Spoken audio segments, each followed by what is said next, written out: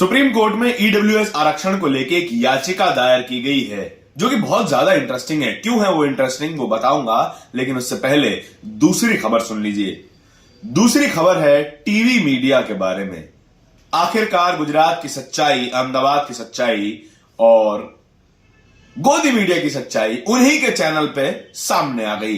अंजना ओम कश्यप बड़ी दुख के साथ कुछ कहना चाह रही हैं। क्या कहना चाह रही हैं पूरी खबर में आपको बताने वाला हूं। और तीसरी खबर क्या है, दिल्ली में एमसीडी चुनाव हो रहे हैं और जो विरोधी हैं वो आपस में जूतम पैजार करने में लगे हुए हैं। राजनीति इतनी नीचे गिर गई है कि हम एक दूसरे के विचारों को सहन नहीं कर सकते और हाथापाई पे उतर आते हैं। नमस्कार, मेरा नाम है धारण, है मेरा खास कार्यक्रम जहां मैं आपको दिन की 3 सबसे बड़ी खबरें बताता हूं। पहली खबर क्या है, सुप्रीम कोर्ट में एक याचिका दायर की गई है ईडब्ल्यूएस आरक्षण को लेके। ईडब्ल्यूएस आरक्षण उन लोगों को दिया जाता है जिनकी सालाना आय 8 लाख रुपए से कम है, लेकिन इसके पीछे एक लॉजिक दिया गया, एक पिटीशन दायर की गई। उसमें कहा गया कि सरकार जो है वो 2.5 लाख रुपए से कम कमाने वाले लोगों से टैक्स नहीं लेती। अगर वे 2.5 लाख से ऊपर कमाते हैं वो टैक्स लेती है, यानी कि सरकार की नजर में 2.5 लाख से कम कमाने वाला व्यक्ति टैक्स देने योग्य नहीं है या फिर वो टैक्स नहीं दे सकता। लेकिन वही सरकार 8 लाख रुपए सालाना कमाने वाले व्यक्ति को गरीब मानता है, यानी कि उन लोगों से टैक्स लिया जा सकता है लेकिन वो फिर भी आरक्षण के लिए एलिजिबल होंगे। ये क्या लॉजिक है, 2.5 लाख रुपए वाला गरीब और 8 लाख रुपए वाला भी गरीब और उनको आरक्षण भी मिल रहा है। ये कौन सा लॉजिक है, अभी तक किसी को समझ नहीं आया है।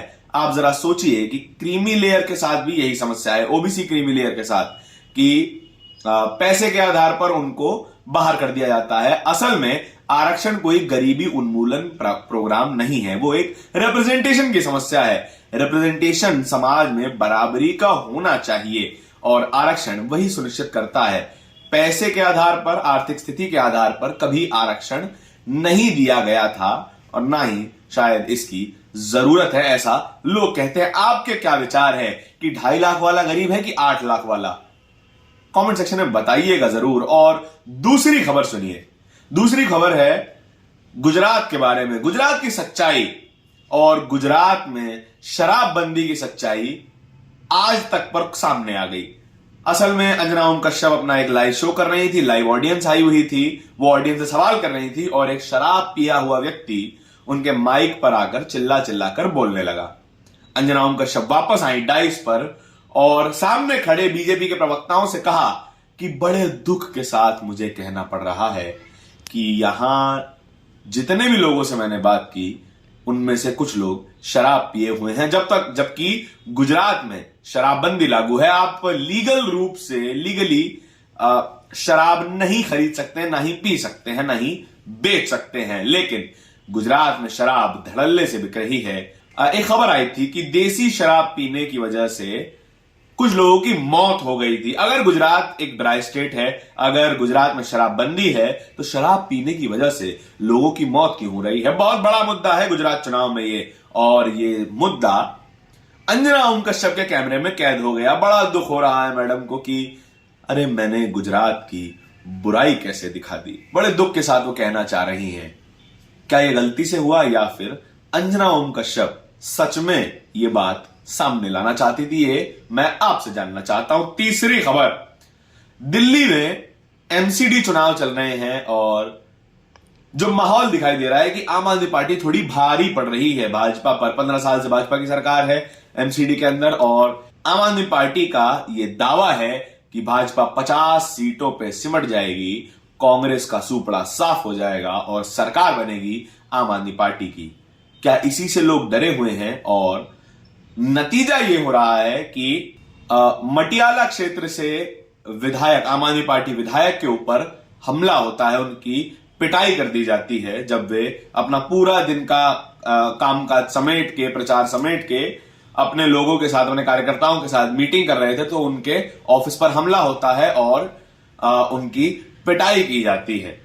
वो हमला किसके द्वारा किया गया, क्यों किया गया, ये चीजें अभी साफ नहीं है, लेकिन चुनाव के दौरान किसी नेता पर हमला होना कोई छोटी बात नहीं है।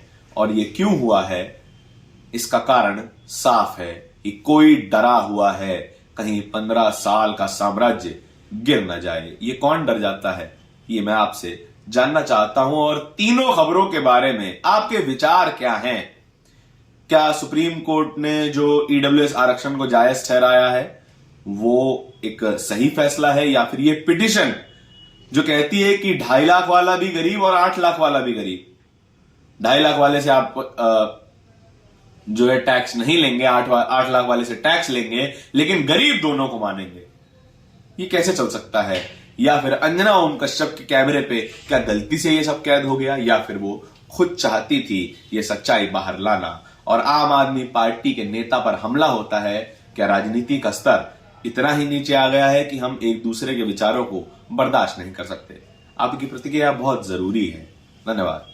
नेशनल दस्तक की आपसे गुजारिश है कि अगर इसको बचाना चाहते हैं तो नेशनल दस्तक को सब्सक्राइब करने के लिए रेड कलर के सब्सक्राइब बटन को दबाएं, फिर बेल आइकन की घंटी दबाएं।